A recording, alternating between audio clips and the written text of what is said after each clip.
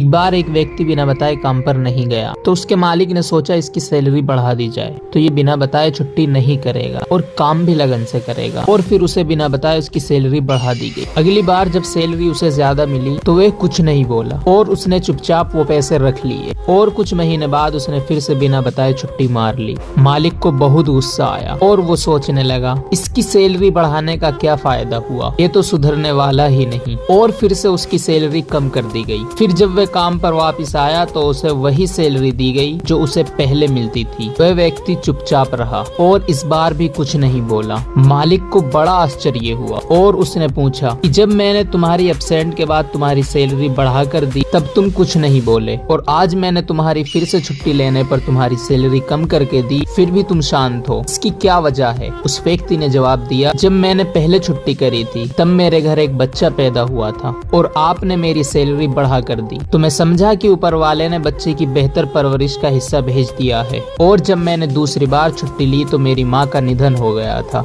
उसके बाद आपने मेरी सैलरी कम कर दी तो मैंने मान लिया कि मेरी माँ अपने हिस्से का अपने साथ लेकर चली गई। अब मैं उस पैसे की भला चिंता क्यों करूं?